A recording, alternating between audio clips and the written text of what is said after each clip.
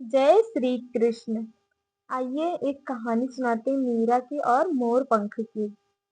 एक गांव की कहानी है। वृंदावन के पास एक छोटा सा गांव था। संत हर भर जहां सुबह गाए जाने वाले भजन और शाम की आरती की धुनी पूरे वातावरण के में प्रेम घोल देती थी। वहीं रहती थी मीरा, एक सरल, सच्ची और बहुत भावुक लड़की थी। वह सबके लिए भला सोचती थी, मदद करती थी और हमेशा मुस्कुराती रहती थी। लेकिन दुनिया का नियम अजीब है।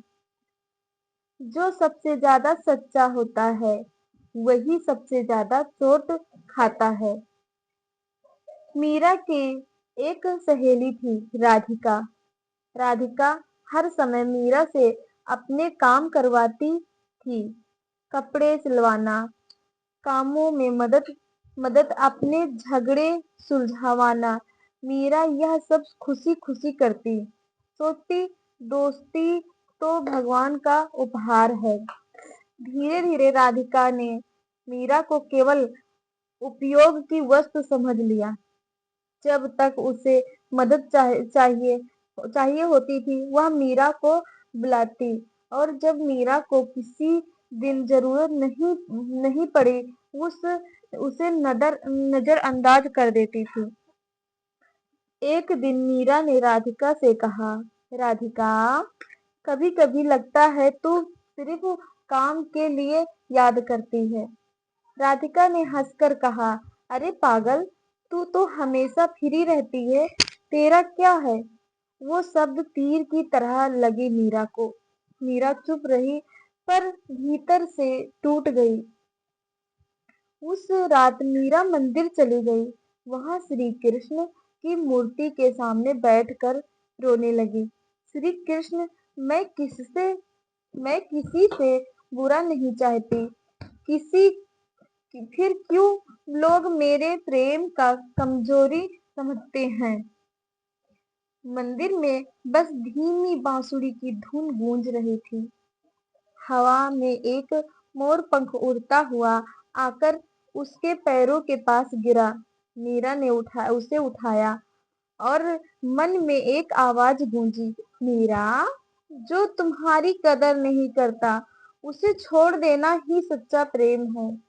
क्योंकि प्रेम स्वीकृति है, बंधन नहीं। मीरा चौंकी।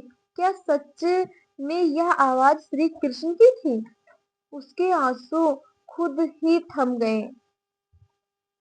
अगले दिन जब राधिका फिर किसी काम के लिए आई, मीरा मुस्कुराई और बोली, राधिका, आज मैं नहीं कर पाऊंगी। मुझे अपने लिए भी थोड़ा समय चाहिए। राधिका ने आंखें आंखें तरेरती हुई बोली, अच्छा, अब तू बदल गई है। मीरा ने शांत स्वर में कहा, नहीं राधिका, मैं वही हूँ, बस अब खुद की भी कदर करने लगी हूँ। राधिका झल्ला कर चली गई। पर उस दिन के बाद मीरा ने कभी किसी को अपनी भलमनसियत का फायदा नहीं उठाने दिया। समय बीता। मीरा ने सिलाई सीख कर छोटा सा काम शुरू किया। लोग लोग उसकी मेहनत और सच्चाई से प्रभावित हुए। अब वह गांव वालों, जो अपने पहले उसे बहुत बहुत सीधी कहते थे, आज उसे आत्मसम्मान की मिसाल कहने लगे। एक दिन मंदिर में एक एक दिन मंदिर में बुद्धि पुजारी ने कहा, मीरा बेटा, लगता है कृष्ण खुद तुमसे प्रसन्न है। मीरा मुस्कुराई और अपने बालों में वही पुराना मोर पंख लगा लिया। मीरा अब हर सुबह मंदिर में यही प्रार्थना करती थी, हे कृष्ण, मुझे इतना विवेक देना कि जहाँ मेरी कदर नहीं ना हो, वहाँ वहां से मैं प्रेम पूर्वक दूर हो जाऊं। श्री कृष्ण कहते हैं, प्रेम में त्याग होना चाहिए पर आत्मसम्मान का बलिदान नहीं। जो तुम्हारी कदर नहीं करता उसे छोड़ देना क्रोध नहीं बल्कि आत्म प्रेम की सबसे सुंदर अभिव्यक्त है। मेरी यह कथा आप लोग को पसंद आई हो, ये कहानी आप लोग को पसंद आई हो तो वीडियो को लाइक और सब्सक्राइब जरूर करना। लाइक सब्सक्राइब करना नहीं भूलना। हम किसी दूसरी वीडियो में मिलते हैं। राधे राधे, जय श्री कृष्णा।